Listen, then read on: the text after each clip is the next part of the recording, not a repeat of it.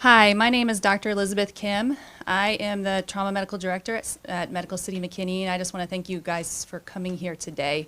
I have been the TMD since 2017, and I've had the privilege to see our trauma program grow from a small community hospital to the comprehensive Level 2 trauma center that we are today.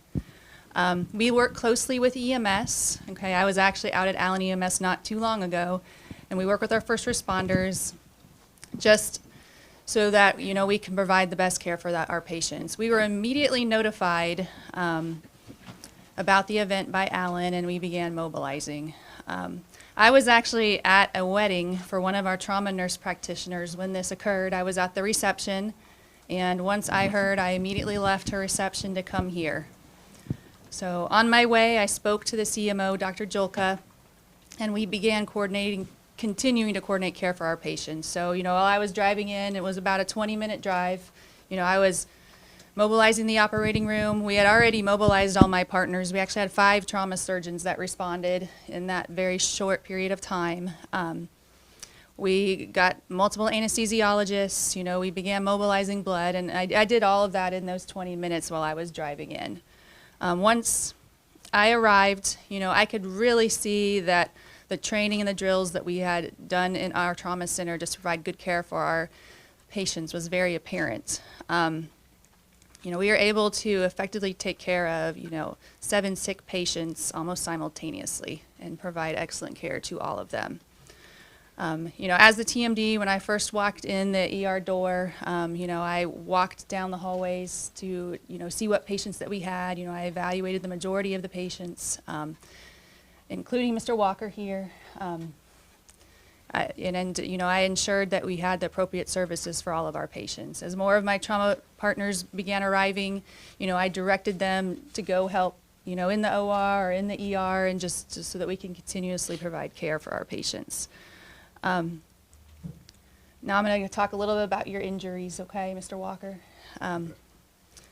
So, the first time we met, like I said, was in the emergency room, and your smile, you had a smile there that I saw when I came in that room, and it really was one of the bright parts of that day. I just want to let you know, okay? You were calm, and, you were an inspiration for me. Thank you. So when I walked, and I remember that when I was there that day. So, he had multiple bullet fragments, around his head, his neck, his chest, his arm. And at that point, it wasn't something that immediately needed the operating room. He was, he was someone that was a candidate to go straight to CT, so we could see how deep those bullet wounds went. And when we were, looking at those, there were several bullet fragments that we were extremely worried about. Okay, one of them went to basically it's the pericardium. It's the closest layer of the heart, and it's right next to the heart. On the CAT scan, it looked like his heart was okay, and it wasn't something that needed emergent surgery. And we actually had our thoracic surgeon, take a look at your imaging as well that day. But we ended up doing an echocardiogram to ensure that, you didn't have any fluid that was starting to build up. The other bullet fragments that we were extremely worried about were the ones in your shoulder. You had bullet fragments below your clavicle bone, and that's where some of the main blood vessels go to the arm, and, they can cause significant bleeding and injury. And so the vascular surgeons were helping us as well. They were there that day, and they evaluated your imaging as well. And luckily, your artery looked fine. Because of the damage surrounding the vein, we were very worried about you developing blood clots, and so that's why we've had you, on medication to help prevent that.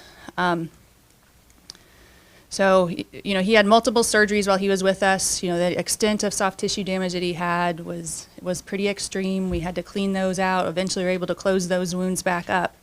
And, he's doing much better than he first arrived, but he still has a long road to go for a recovery. He's been seen by our rehab doctors. He's working with the therapists as, they improve mobility in your arm.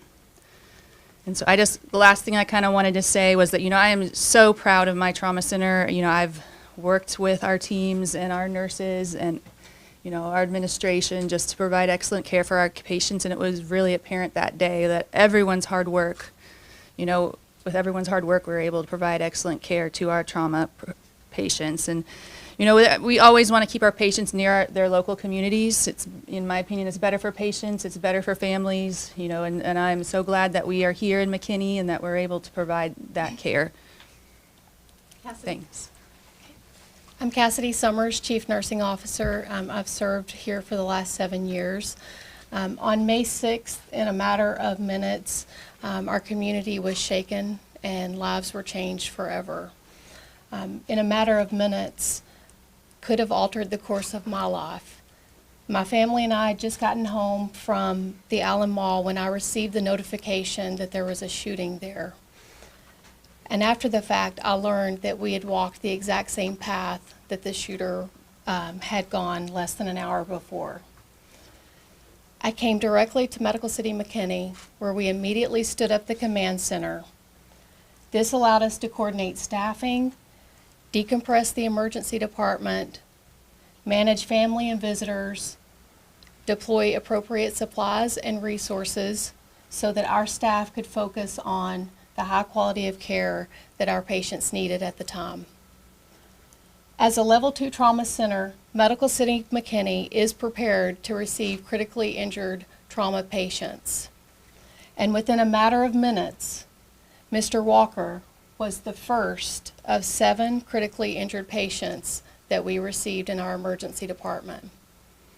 In addition to our caregivers on duty that day, we had over 100 nurses, surgeons, physicians, leaders, and support staff from Medical City McKinney and across Medical City Healthcare who stopped what they were doing on a Saturday afternoon within a matter of minutes and responded to this crisis.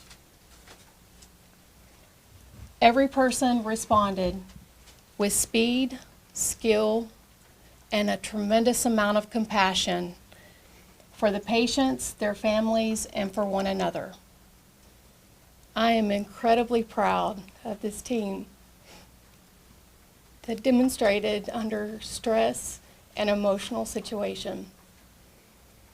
And more importantly, I am honored to be sitting here with Mr. Walker today under much, much happier circumstances